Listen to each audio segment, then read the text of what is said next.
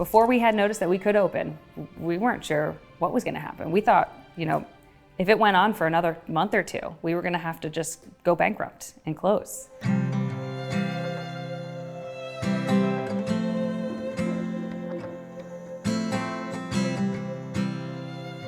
My name is Brigitte. I am one of the owners of Charlie Brigitte Hair in Morristown, New Jersey.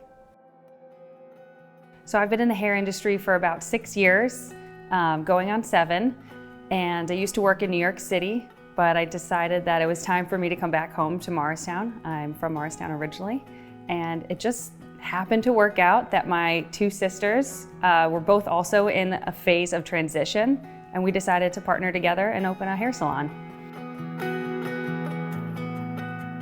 We opened right before the holidays, which is the busiest time in a hair salon, so it was a great opportunity for us to get a couple new clients, really meet new people, get out there. Everyone was looking for their hair services because everyone had parties left and right. We had 1 stylist in addition to myself, so we're very small, just barely getting our, dipping our toes into the water. We finally started picking up some traction at the end of February, and we decided we were going to have a grand opening party for St. Patrick's Day. Morristown's well known for having a big St. Patrick's Day parade, and the parade goes right by our windows. So we were going to take advantage of that. Again, free marketing. We were going to go all out for this one. We were going to spend all the marketing budget we had. Little did we know that by Monday, the mayor announced that salons had to close. And then by Tuesday, I think the governor announced that everything had to close. That was when we had a personal issue. Since we are 3 sisters who own the business together, our father went into the hospital, and it turned out he needed a heart transplant. So he went in late January, and by February 7th, he had the surgery for a new heart. So he was in NYU at the hospital. We were going into the city all throughout the month of January and February, and he, by the grace of God, luckily got out of the hospital March 7th, 1 month after his transplant, 1 week before the shutdown. And so he just barely made it out of what could have been the most dangerous scenario. So salons are tricky businesses because there is a massive overhead. Our rent is, fairly high. We're in a downtown, pretty in-demand area. Our space is quite large. We did not get any break in our rent, in any of our finances. So when we closed for what we thought would be 2 weeks, we thought we can handle 2 weeks off. We were just starting to make some money. 2 weeks, we can survive on that. We have some savings. Unfortunately, when it turned into 3 months, that's when things started getting really tricky finance-wise. As a brand new business, we were pretty much just getting by in those first 3 months. And then to be shut down for an undetermined period of time was really stressful on us. We were just, hoping every day that we would have enough money to make it to the day that we could reopen.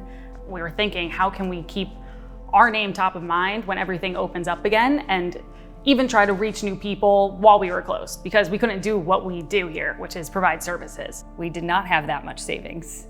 So we tried to pivot our business in a way that we could make some money while we were closed. We did push product pretty aggressively on our social media pages. We did tutorials on how to use them. I did some virtual haircutting classes for some of my clients who were desperate to cut their hair at home, but it just, it wasn't enough to pay the bills. We really needed people in the space getting services done. So that was a really tricky time.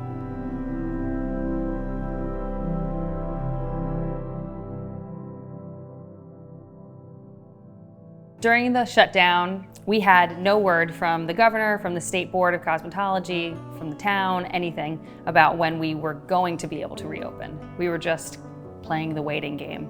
We eventually did get a 2-week notice that we were going to have a date for reopening, but guidelines would be coming shortly. We didn't get our guidelines on what the restrictions would be until about 5 days before we opened. We had to order all of our PPE. We had to get all of our product in, make sure we were prepared for our staff to come back and make sure that they were safe.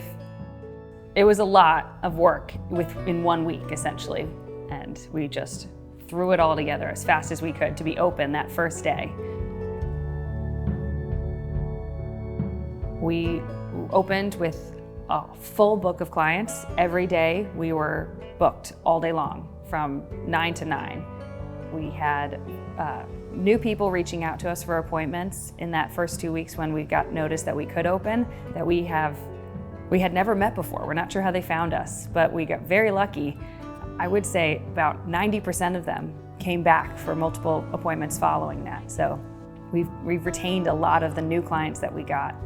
No one can ever explain to you how hard it is to run a business. Everyone says like there's gonna be hiccups, but no one can predict this hiccup. So I would say my biggest takeaway is our resilience. You know, as sisters, we're able to work together. It could have easily gone down a very tricky route of fighting and, you know, just being caught up in the stress of not knowing. But we instead turned and leaned on each other, and we got through it together. We're approaching our second year of business, and we want to make it our best year, and hopefully the third will be even better.